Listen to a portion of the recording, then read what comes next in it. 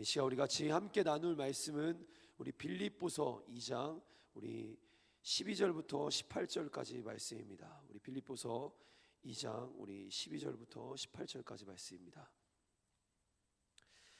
신약 우리 319페이지입니다.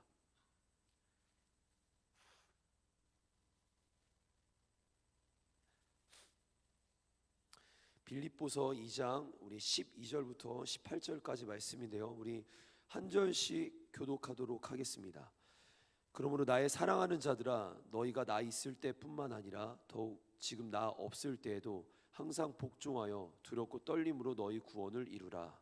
너희 안에서 행하시는 이는 하나님이시니 자기의 기쁘신 뜻을 위하여 너희에게 소원을 두고 행하게 하시나니, 모든 일을 원망과 시비가 없이 하라.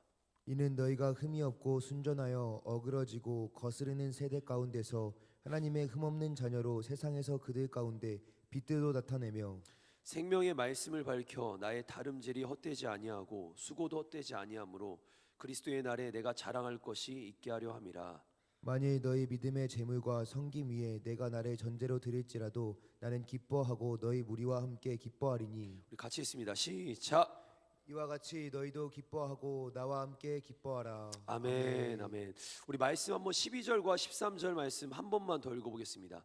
오늘 사실 18절까지 다 나누려고 했는데 우리 두 절 말씀이 좀 중심일 것 같아서 우리 12절과 13절 한번 같이 한번 읽습니다. 시작. 그러므로 나의 사랑하는 자들아, 너희가 나 있을 때뿐 아니라 더욱 지금 나 없을 때에도 항상 복종하여 두렵고 떨림으로 너희 구원을 이루라. 너희 안에서 행하시는 이는 하나님이시니 자기의 기쁘신 뜻을 위하여 너희에게 소원을 두고 행하게 하시나니. 아멘, 아멘.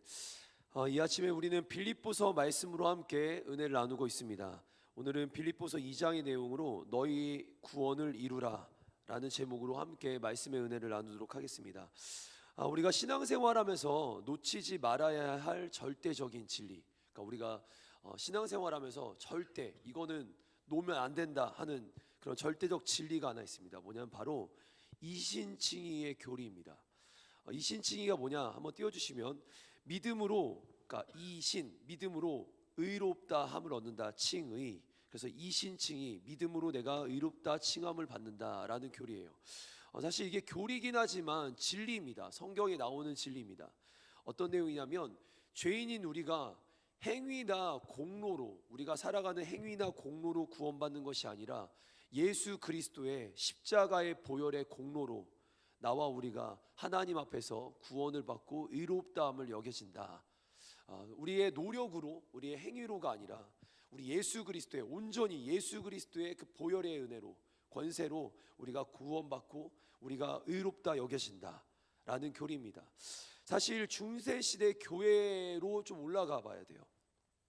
중세시대 교회 때 이제 구교, 신교로 나눠지던 그 당시에 이제 마틴 루터가 종교개혁하기 직전의 상황이 가장 피치였습니다. 어떤 상황이냐면, 그 당시 교회는 행위 구원, 공로 구원을 외쳤습니다. 그러니까 뭔가 사람이 행위와 업적을 통해서만 구원을 받는다. 그래서 그 당시 교회에서 무엇을 뿌렸냐면, 그걸 아실 거예요. 면죄부라고. 그러니까 우리의 죄가 용서받으려면 너가 집을 팔고 뭐를 팔고 오면은 너의 죄가 용서받을 수 있어. 그래서 사람들이 당시에 집을 팔면서 돈을 모아와서 그 종이 쪽지 하나 사겠다고 그렇게 자기의 인생들을 바쳤습니다. 여러분, 공로구원 아닌 건 아실 겁니다. 공로구원 아니죠, 당연히. 우리가 뭔가 행위와 업적을 통해 구원받는 것이 아닙니다. 그래서 마틴 루터가 1517년 우리 로마서 1장 17절의 말씀에 근거해서 오직 의인은 믿음으로 말미암아 살리라, 그 말씀에 근거해서 이신칭의의 구원을 선언합니다. 사람은 행위로 또는 공로로 구원받는 것이 아니라 오직 하나님의 은혜로, 절대적인 하나님의 은혜로만 구원받는다. 이게 바로 이신칭의의 교리입니다. 그렇습니다. 우리 그리스도인들은요, 이 진리를 붙잡는 거예요. 우리가 만약에 이 진리를 붙잡지 않고 행위 구원을 붙잡는다면 우린 오늘날 카톨릭의 교리를 따라가는 겁니다. 아닙니다. 저희는 절대적인 진리, 우리 오직 예수 그리스도께서 나를 위해 죽어주신 그 십자가 사건, 보혈의 공로를 통해서만 우리가 구원받는 줄 믿습니다. 아멘, 아멘. 아멘. 그래서 우리는 스스로 구원에 이를 수 없음을 인정합니다. 아멘. 아멘. 오직 십자가의 보혈, 완전한 그 사랑이 우리를 구원하는 줄 믿습니다. 아멘. 나의 노력과 의지가 아니라 오직 주님의 은혜로 의로운 자라 우리가 일컬음 받음을 믿습니다. 아멘. 이제 우리는 이 이신칭의 교리를 가지고 오늘 쭉 말씀을 이어 나가려고 하는데요. 우리 한번 지난주에 이런 말씀을 나눴던 것을 한번 복기해 보겠습니다. 우리 바울 사도는 빌립보 교회 안에 일어났었던 다툼과 갈등에 대해서 이렇게 제안을 합니다. 교회 안에 일어났었던 다툼과 갈등에 대해 한 마음으로 연합해라, 한 뜻으로 연합해라, 그리고 협력하라 라고 간절히 도전했습니다. 그러면서 빌립보 교인들에게 진정한 연합을 이루기 위해서 바울 사도가 구체적으로 강조한 것이 두 가지가 있었어요. 먼저 뭐냐면 사랑, 그리고 또 하나가 겸손이었습니다. 그러니까 연합과 하나됨을 위해서 너희가 꼭 해야 될 것이 뭐냐? 사랑하고 겸손하라는 거였어요. 우리 한번 지난주 말씀이었는데 우리 빌립보서 2장 2절과 3절 말씀 우리 세 번역으로 잠깐 읽어보도록 하겠습니다. 같이 읽겠습니다. 시작. 여러분은 같은 생각을 품고 같은 사랑을 가지고 뜻을 합하여 한 마음이 되어서 내 기쁨이 넘치게 해주십시오. 무슨 일을 하든지 경쟁심이나 허영으로 하지 말고 겸손한 마음으로 하고 자기보다 서로 남을 낮게 여기십시오. 네, 아멘. 우리 말씀 잠깐 띄워주시면요. 진정한 연합이 필요하잖아요. 교회 안에 지금 다툼이 있고 교회 안에 지금 경쟁심이 있고 분쟁이 일어났어요. 이거를 바울 사도가 해결하는 방법으로 너희가 같은 사랑으로 연합되라. 그리고 겸손한 마음으로 너희 안에 세워져야 한다. 서로를 낮게 여겨라. 이게 아마 지난주 금요일 말씀이었습니다. 여러분, 그리스도의 희생적인 사랑, 그리고 남을 나보다 낮게 여기는 겸손함, 이것이 하나됨의 시작이에요. 사랑과 겸손이 없다면 하나 되지 못하는 겁니다. 그리스도의 희생적 사랑, 그리고 지금 남을 나보다 낮게 여기는 겸손. 제가 지난주 설교를 마치고 내려왔는데, 일단 설교는 하고 내려왔는데 뭔가 그 시간상 다 설명하지는 못한 것 같았어요. 이게 그러니까 확고하게 딱 뭔가 우리 안에 사랑과 겸손이 이 설교가 끝났을 때 이거지. 그리고 나서 우리가 각자의 삶으로 돌아가서 정말 사랑과 겸손으로 우리가 하나 되고 연합돼야 되는데, 여러분 제가 한번 질문 한번 해보겠습니다. 여러분, 겸손이 교회가 말하는 이 바울 사도가 말하는 이 겸손 또한 사랑, 여러분 이해가 되십니까? 우리가 살아야 하는 거잖아요. 우리가 하나 되기 위해서, 우리가 연합하기 위해서, 우리의 선교팀이, 우리의 교회가, 우리의 가정이, 우리가 소속되어 있는 모든 공동체가 진짜로 하나 돼가지고 하나님이 기뻐하실 공동체가 돼야 되는데, 여러분 그러면 우리가 이 사랑과 겸손하기 위해서 여러분 이게 어떻게 하면 좋을까요? 어떻게 하는 것이 진짜 연합되는 사랑과 겸손일까요? 말로는 대략 알 것 같아요. 이게 뭔 말인지는 말로는 이해가 되는데, 여러분 그게 이미지로 그려지십니까? 그래서 2장 2절과 3절에 나왔던 이 사랑과 겸손을 누가 보여주셨는가? 바로 예수 그리스도께서 보여주십니다. 바로 6절부터 11절까지 말씀. 여러분 이 말씀을 통해서 주님께서 우리에게 어떤 겸손을 보여주셨고 어떤 사랑을 보여주셨는지 우리 한번 한 절 한 절 말씀을 쭉 한번 읽어가면서 우리가 그 이미지를 한번 그려보도록 하겠습니다. 우리 같이 한번 읽습니다. 시작. 그는 근본 하나님의 본체시나 하나님과 동등됨을 취할 것으로 여기지 아니하시고 오히려 자기를 비워 종의 형체를 가지사 사람들과 같이 되셨고 사람의 모양으로 나타나사 자기를 낮추시고 죽기까지 복종하셨으니 곧 십자가에 죽으심이라. 이러므로 하나님이 그를 지극히 높여 모든 이름 위에 뛰어난 이름을 주사 하늘에 있는 자들과 땅에 있는 자들과 땅 아래에 있는 자들도 모든 무릎을 예수의 이름에 꿇게 하시고 모든 입으로 예수 그리스도를 주라 시인하여 하나님 아버지께 영광을 돌리게 하셨느니라. 아멘. 아멘. 우리 앞절 말씀 한번 먼저 잠깐만 보여주시겠어요? 네. 여러분 지금 6절부터 8절까지 말씀은 예수님께서 나와 우리를 위해 어떤 겸손과 사랑을 보여주셨는지를 이제 보여줍니다. 그러니까 예수님이 우리에게 말씀하신 이 모든 것들, 사랑과 겸손은 예수님이 다 보여주셨어요. 여러분 보이시죠? 하나님과 동등됨으로 가장 높은 자리에 그 자리에 서 있지 않으시고 자기를 비워 종의 형체로 사람과 같이 되셨고 사람의 모양으로 나타나서 자기를 낮추시고 죽기까지 복종하신 것, 이게 사랑이고 이게 겸손이었습니다. 이런 사랑과 겸손을 보이신 예수님은 9절과 11절로 넘어가면 하나님이 그분을, 우리 예수님을 어떻게 높이셨는가, 다음 페이지 보여주시면 어떻게 높이셨는가를 보여줍니다. 이렇게 가장 높은 자리에 모든 민족들과 모든 사람들이 그분의 이름 앞에 무릎을 꿇고 경배하도록 그렇게 높이 세우신 내용입니다. 여러분, 그러면 이 말씀이 오늘 우리가 읽은 이 본문 말씀 직전의 말씀이에요.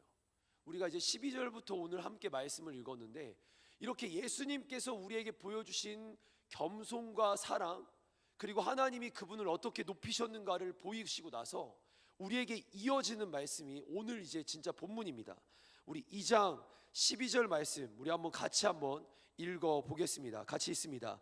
시작. 그러므로 나의 사랑하는 자들아, 너희가 나 있을 때뿐 아니라 더욱 지금 나 없을 때에도 항상 복종하여 두렵고 떨림으로 너희 구원을 이루라. 아멘, 아멘. 말씀을 조금 띄워주시면, 이제 이 지금 제가 앞에 좀 장황하게 설명한 이유가 지금 이 그러므로라는 단어 때문이에요. 여러분, 그러므로가 성경에서는 굉장히 중요합니다. 앞에 모든 내용들을 받아서 이제 그걸 결론처럼 마치 정리하며 어떻게 적용할 것인지를 얘기해 주는 게 바로 그러므로예요. 그러니까 앞에 있는 내용들이 쭉 모였어요. 교회가 지금 다툼과 분쟁이 있는데 이 다툼과 분쟁을 위해서 연합해야 되는데, 연합하기 위해서는 사랑과 겸손이 필요한데, 이 사랑과 겸손을 누가 보이셨다? 예수 그리스도께서 보이셨다. 그러니까 그러므로, 그럼 무슨 말이죠? 예수님이 보여주신 그 사랑, 그 겸손, 그러므로 너희도 이것을 본받고 너희가 이것을 따라 살면서 이제 구원을 이루라고 얘기해요. 이게 뭔 말일까요? 지금 예수님의 사랑과 겸손을 너희가 본받으며 그분의 삶을 본받으며 너희의 구원을 이루래요. 예수님이 우리에게 보여주신 그 삶을 너희가 본받아서 구원을 이루래요. 여러분, 구원을 우리가 이루는 게 맞나요? 앞에 우리 이신칭의를 얘기했어요. 구원은 우리가 이룰 수 있는 게 아닙니다. 구원은 우리의 노력과 공로로 우리가 열심히 한다고, 우리가 겸손을 노력하고 우리가 사랑을 한다고 우리가 구원에 이르는 것이 아닙니다. 성경은 근데 우리에게 뭐라고 말하냐면 그러므로 구원을 이루라. 여러분, 이 말은 예수님을, 우리가 앞서 나온 예수님을 믿으면서 우리에게 구원을 이루라는 것은 우리가 예수님처럼 살라라고 말하는 성화의 이야기를 얘기하는 겁니다. 우리가 칭의의 얘기가 아니라 이제 구원받은 우리가 어떻게 성화로운 삶을 살지, 예수님 닮은 삶을 살지, 그것을 얘기하는 내용이 바로 이제 오늘 이어지는 내용들입니다. 우리 한번 그 세 가지를 오늘 함께 살펴보고자 합니다. 첫 번째, 우리가 어떻게 성화의 삶을 살며 우리가 구원에 이르는 삶을 살 것인가. 우리 첫 번째입니다. 한번 힘차게 두 번 선포해 보도록 하겠습니다. 같이 있습니다. 시작. 항상 복종의 신앙으로 살아갑니다. 항상 복종의 신앙으로 살아갑니다. 아멘. 우리 빌립보서 2장 12절과 2장 8절 말씀을 같이 한번 읽어보겠습니다. 시작. 그러므로 나의 사랑하는 자들아, 너희가 나 있을 때뿐 아니라 더욱 지금 나 없을 때에도 항상 복종하여 두렵고 떨림으로 너희 구원을 이루라. 사람의 모양으로 나타나사 자기를 낮추시고 죽기까지 복종하셨으니 곧 십자가에 죽으심이라. 아멘. 지금 2장 12절에 보면 그러므로 너희가 이제 구원을 이루어야 되는데 그 첫 번째가 뭐냐? 항상 복종하라고 해요. 항상 복종하라. 근데 이 복종을 누가 보이셨는가? 2장 8절에 예수 그리스도께서 그 복종을 보이신 겁니다. 예수님께서는 하나님의 뜻에 따라 자신을 낮추시고 죽기까지 복종하셨습니다. 그리고 그 복종은 십자가에서 죽기까지 그렇게 완전한 복종으로 순종하시며 나타내셨습니다. 예수님이, 아주 쉽게 말씀드리면 예수님이 복종의 모범이 되신 거예요. 순종의 모범이 되신 거예요. 예수님의 이 복종의 마지막은 뭐였습니까? 십자가였습니다. 예수님이 복종하다 그 클라이막스는 십자가였습니다. 그래서 우리에게 이제 얘기하시는 거예요. 너희들 복종해야 돼. 이 말은 무슨 말인지 아세요? 여러분 우리에게 너희들 복종해야 돼라고 예수님의 복종을 우리가 순종한다면, 따른다면 우리는 십자가의 삶을 살라라는 말과 동일한 겁니다. 예수님은 복종의 삶을 사셨는데 그 복종의 끝 클레막스는 십자가였습니다. 우리가 예수님을 따른다라고 말하면, 복종의 삶을 산다고 말하면 우리는 십자가의 삶을 사는 것입니다. 사랑하는 성도 여러분, 우리는 십자가의 삶을 사는 것이 복종의 삶입니다. 오늘 하루도 내가 어떤 삶을 살아야 되는가? 나는 성공의 삶을 살아야 되는가? 나는 뭔가 이루고 성취하는 삶을 살아야 되는가? 네, 맞아요. 이루신다면 십자가의 삶을 이루시는 거예요. 내 삶 속에 예수님이 보여주신 십자가 복종의 삶을 나도 우리도 살기를 소망해야 됩니다. 사랑하는 성도 여러분, 이때 한번 궁금한 게 있어요. 그럼 바울 사도가 복종하라 라고 말하면, 방금 전에 띄워줬던 말씀 한번 다시 한번 띄워주세요. 복종하라 했으면 그냥 복종하라 라고 말하면 되는데, 여기 이렇게 나옵니다. 항상 복종하라. 항상 복종하라. 여러분, 항상 복종이 무엇일까요? 근데 제가 이거를 이제 사실 설교 준비를, 제가 어제도 주일날도 설교하고 토요일날도 모임이 있고 막 매일, 지금 거의 매일 설교를 해요. 그래서 저도 어제 저녁에 설교 준비를 하는데 이 헬라어 단어에 한국어 번역본에는 없는 표현이 있어요. 한국어 번역에는 생략이 되어 있는데 이게 헬라어에 들어갔을 때 이 공동 번역본을 보면 이게 제대로 해석이 되어 있는데, 한번 제가 공동 번역본으로 한번 띄워드려 볼게요. 2장 12절 제가 한번 읽어볼게요. 그러므로 사랑하는 교우 여러분, 성도 여러분, 여러분은 내가 항상 있을 때도 언제나 순종하였거니와. 지금 여러분, 이게 지금 의미가 좀 달라지고 있어요. 여러분은 내가 항상 있을 때도 언제나 순종했다. 여러분, 그때 순종했다라는 거예요. 너 예전에 나랑 같이 있을 때도 순종했잖아. 근데 그때뿐만 아니라 떨어져 있는 지금 와서는 더욱 순종해라. 여러분, 지금 우리의 번역본을 볼 때는 우리가 지금 순종해야 되는 것처럼 얘기를 해요. 근데 이제 공동 번역본을 보면, 그리고 원어를 조금 보면 뭐라고 정확하게 나오냐면, 생략되어 있는 단어가 과거에도 그랬다라는 거예요. 과거에 너희가 그렇게 항상 순종하고 복종했는데 이제도 항상 순종하고 복종해야 돼. 생략된 게 뭐예요? 과거에 대한 부분입니다. 여러분, 근데 여기 아주 중요한 게 있어요. 바울 사도가 이렇게 말합니다. 너희가 나 있을 때도 순종했다. 무슨 말이죠? 너희들 나 있을 때는 내가 보기 좋을 때 나 보기 좋으라고 순종한 것 같아. 그런데 지금은 너희 안에 갈등이 있고 분쟁이 있어. 여러분, 이게 무슨 말입니까? 사람이 볼 때 순종하는 게 있고 보지 않을 때 순종하지 않았다는 것을 지적하는 바울의 고백입니다. 그렇습니다. 지금 빌립보 교회 안에 갈등과 분쟁이 있었던 이유, 예전에 바울이 가르치고 예전에 빌립보 교회를 세우고 빌립보 교회를 지도했을 때 그때까지만 해도 잘 순종하고 복종했는데 이제 와서는 그것이 흔들리고 있는 거예요. 여기 우리 신앙에 한번 적용해 보겠습니다. 신앙생활을 하는 우리 사랑하는 성도 여러분, 신앙을 사람들 볼 때만 하는 것이 아닌 겁니다. 내가 지금 예배드리고 기도하고 내가 신앙생활을 하는 건 남들 볼 때, 누군가 있을 때, 특별히 우리 청년들도 그러긴 하는데 목사 앞에서 더 잘하려고 막 노력하는 것들이 있어요. 근데 그게 아니라 아무도 보지 않는 곳에서 항상 하나님 앞에 있는 것처럼 신앙생활을 하라는 겁니다. 우리의 신앙생활이 아무도 보지 않을지라도, 누구도 보지 않을지라도 늘 하나님 앞에 서 있는 것처럼 항상 복종하고 항상 순종하고 십자가의 삶을 살아가는 겁니다. 아멘. 여러분, 아무도 보지 않는 곳에서 그곳에서의 나의 모습이 진정한 나의 인격이고, 아무도 없는 곳에서, 여러분 그게 비라베스 목사님 책에도 나와 있는데, 아무도 없는 곳에서의 나의 모습이 나의 진짜 신앙의 모습입니다. 여러분, 그 모습, 그 자리에 그 모습 우리 한번 떠올려 보시고, 그때도 항상 내가 깨어서 하나님 앞에 서 있어야 됨을 우리가 따르고 순종하시기를 바랍니다. 이것이 항상 복종의 신앙입니다. 우리 두 번째입니다. 우리 한번 띄워주시면, 두 번째, 우리 같이 한번 두 번 선포해 보겠습니다. 시작. 두렵고 떨림의 신앙으로 살아갑니다. 두렵고 떨림의 신앙으로 살아갑니다. 우리 빌립보서 2장 12절 말씀 같이 한번 읽어보겠습니다. 시작. 그러므로 나의 사랑하는 자들아 너희가 나 있을 때뿐 아니라 더욱 지금 나 없을 때에도 항상 복종하여 두렵고 떨림으로 너희 구원을 이루라. 아멘, 아멘. 아멘. 말씀은 우리에게 무엇을 말합니까? 두렵고 떨림으로 구원을 이루라. 근데 여기 중요한 표현이에요. 두렵고 떨림으로. 여러분 무슨 의미입니까? 왜 두려워야 될까요? 구원받는데 왜 우리가 두려워하며 우리가 떨려야 할까요? 일단 이때 나오는 이 두려움이란 단어는 공포적인 걸 얘기하는 게 아닙니다. 공포를 얘기하는 게 아니라 하나님을 경외하는 마음. 여러분 경외가 알죠? 그러니까 사실 신앙생활을 깊게 또 잘하기 위해서는 단어 정의가 잘 필요해요.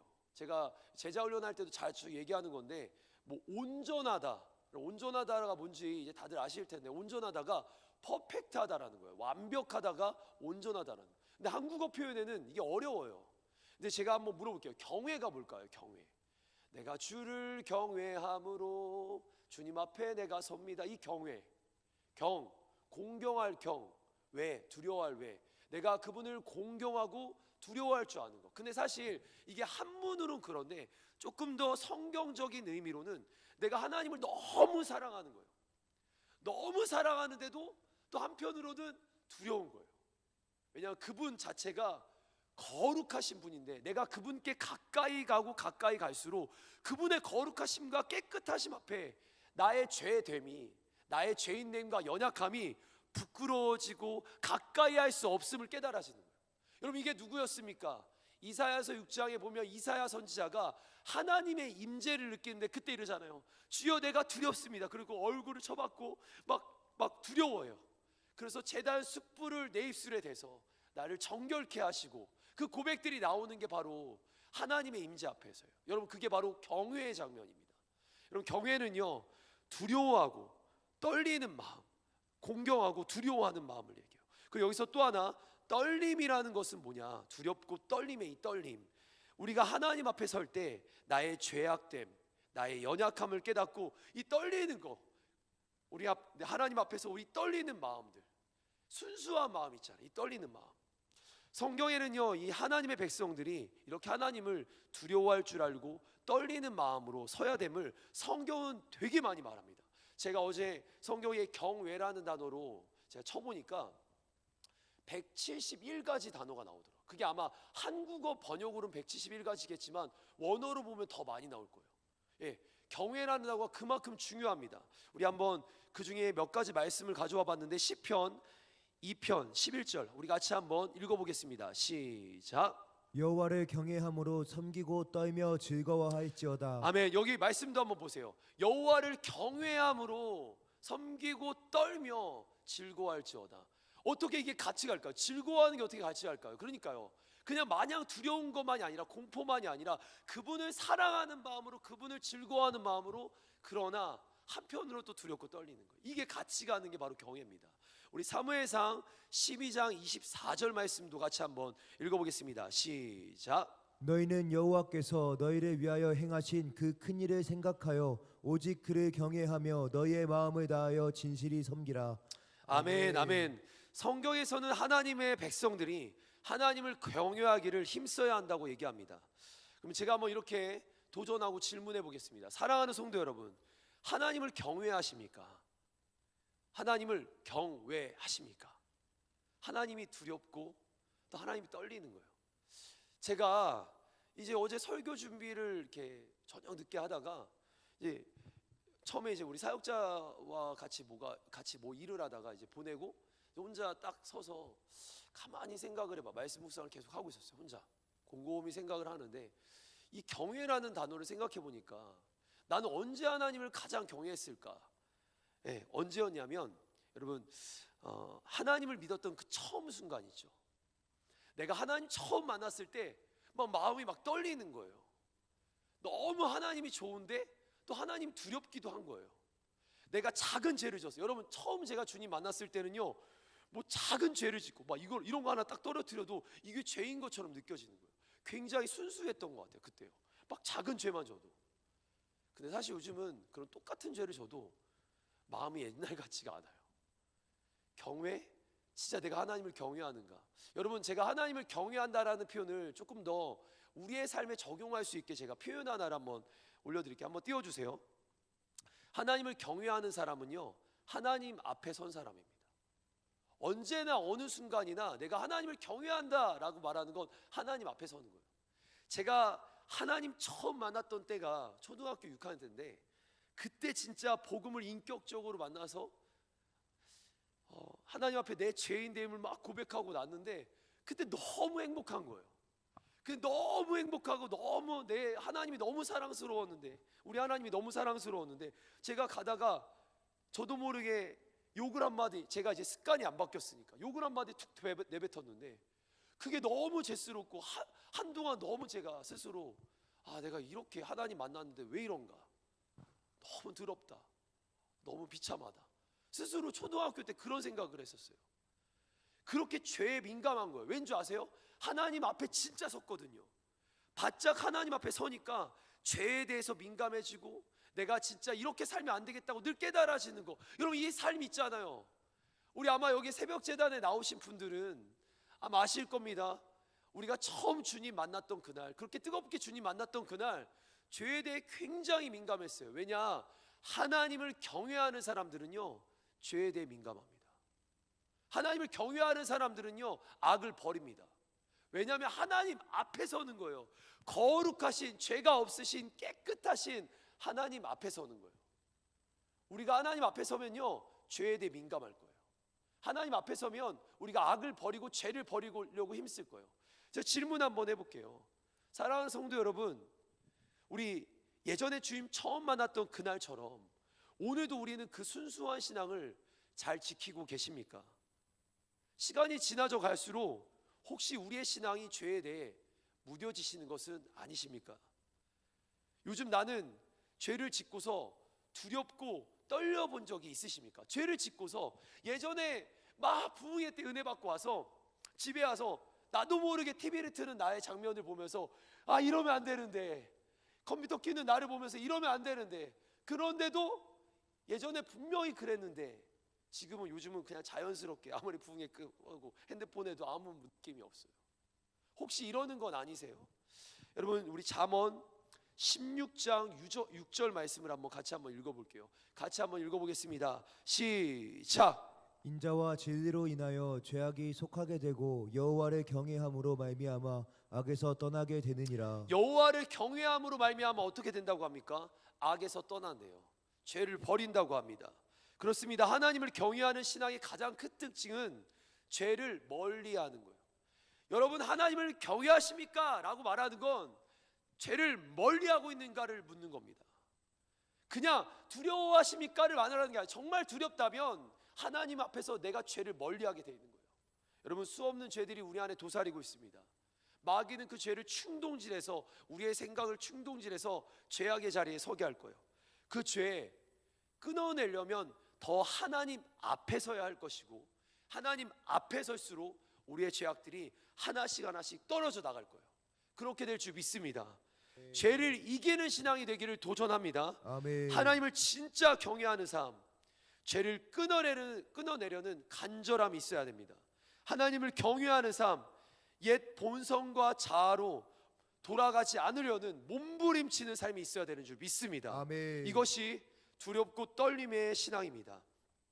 그렇다면 우리 항상 복종하는 신앙, 두렵고 떨리는 신앙, 그리고 이제 마지막입니다. 우리 한번 세 번째 같이 한번 선언해 보겠습니다. 같이 선언합니다. 시작. 구원을 이루는 신앙으로 살아갑니다. 한 번 더 선언합니다. 시작. 구원을 이루는 신앙으로 살아갑니다. 아멘. 우리 빌립보서 2장 12절 말씀 같이 한번 선포하겠습니다. 시작. 그러므로 나의 사랑하는 자들아, 너희가 나 있을 때뿐 아니라 더욱 지금 나 없을 때에도 항상 복종하여 두렵고 떨림으로 너희 구원을 이루라. 아멘. 여기서 바울이 지금 우리에게 구원을 이루라 라고 하고 있습니다. 이때 구원을 이루기 위해서 열심히 노력해라, 열심히 좀 살아라 라고 말하는 것처럼 보이지만, 사실 여러분, 구원은요 우리의 열심으로 이루어지는 건 아니라고 말씀드렸어요. 구원은 하나님의 전적인 100%, 여러분, 우리의 노력이 아닙니다. 우리의 노력과 의지가 아니라 하나님의 전적인 은혜로 우리가 구원을 받는 줄 믿습니다. 아멘. 할렐루야. 아멘. 네, 하나님의 은혜로 구원받는 겁니다. 그렇다면 구원을 이루라는 것은 무슨 의미인가? 한번 띄워주시면, 구원을 이루라는 말은 이게 명령형 현재 시제로 되어 있는데, 구원을 얻기 위해 노력하라는 뜻이 아니라 이미 받은 구원을 현재의 삶 속에서 열매 맺는 삶으로 이어가라. 그러니까 이게 성화의 삶을 얘기하는 거예요. 성화의 삶을 잘 살아라. 바울은 지금, 여러분, 이 편지가 누구에게 보내고 있습니까? 바울은 지금 빌립보 교인들에게 보내는 거예요. 성도들에게 보내는 거예요. 아마 제가 빌립보서 1장 처음 얘기할 때 성도에 대한 얘기를 했어요. 빌립보 성도에게 얘기하는 거예요. 여러분, 성도는 누굽니까? 예수님을 믿는 사람들이에요. 구원받은 사람들에게, 지금 바울 사도가 구원받은 사람들에게 보내는 편지입니다. 그렇다면 이들에게 구원을 받으라라고 얘기하는 게 아니라 구원받은 자다운 삶을 살아라, 성화의 삶을 살아라 라는 것을 강조합니다. 그럼 제가 성화 하는데, 이게 성화가 뭡니까? 성화, 성스럽게, 변화되라는 거예요. 거룩하게 변화되라는 거예요. 너가 하나님 닮아서, 예수님 닮아서 변화되라는 거예요. 우리의 삶이, 내가 예수님을 믿어요. 맞죠? 구원입니다. 구원 받았습니다. 우리 예수님 믿음으로 입으로 시인하며 마음으로 믿어 입으로 신하여 구원 받았습니다. 근데 구원이 여기서 끝나는 게 아니에요. 우리의 삶은 이제 하루하루 예수님 믿는 삶으로, 내가 정말 예수님을 믿고 있다면 그렇게 살아가며 예수님 닮아가게 되어 있습니다. 믿는다면, 내 마음의 구주와 주인으로 믿는다면 나의 삶이 예수님을 닮아가게 되어 있는 거예요. 어제와는 정말 0.1%라도 닮아지게 되어 있고, 어제와는 다른 삶, 어제와는 더 주님 사랑하는 삶으로 우리가 변화되게 되어 있습니다. 그래서 제가 2장 12절 말씀을 보는데, 이게, 이 말씀을 보면서도 이게 왜 성화인가? 한번 쉬운 성경 한번 보여주시겠어요? 제가 한번 읽어볼게요. 사랑하는 형제 여러분, 항상 순종하는 마음을 가지십시오. 여러분과 함께 있는 동안 여러분은 하나님께 순종하는 태도를 잘 보여주었습니다. 내가 곁에 없을 때 그렇게 하는 것이 더 아름답고 귀한 일입니다. 하나님이 주신 구원을 이루기 위해 열심으로 노력하며, 아니, 하나님이 주신 구원을 이루기 위해 어떻게 우리가 이루어요? 근데 열심히 노력하래요. 두렵고 떨림으로 늘 힘쓰시길 바랍니다. 근데 제가 이 말씀을 보고 있다가 쉬운 성경으로 묵상하다가 답이 딱 나왔어요. 이거네. 여러분 보이세요? 성화가 보이십니까? 성화가 보이세요? 쉬운 성경을 보다가 이거네 하는데 뭐였냐면 맨 처음 문장이에요. 우리가 예수님을 믿어요. 구원을 받았잖아요. 믿음으로 구원 받는 거잖아요.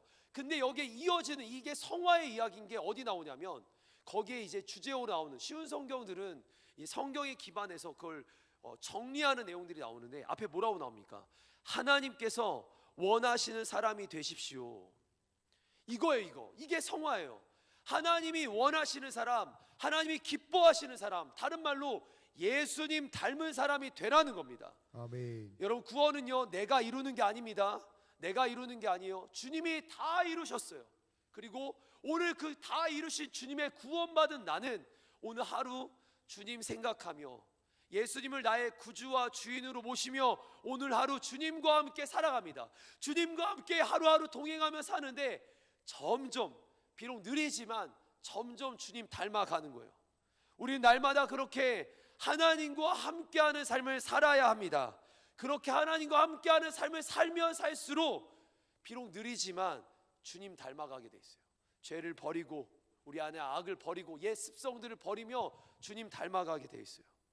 여러분, 근데 다시 한번 말씀드리지만, 여러분, 이 성화가 이제 무진장 어려워요. 구원받은 건요, 나 이제 예수님 믿었다, 나 천국 백성이 됐다, 정말 마음에 그 구원의 확신이 임하고 내 안에 예수님이 주인 되신 그 구원, 여러분, 그거 진짜 믿음으로 이루어져요.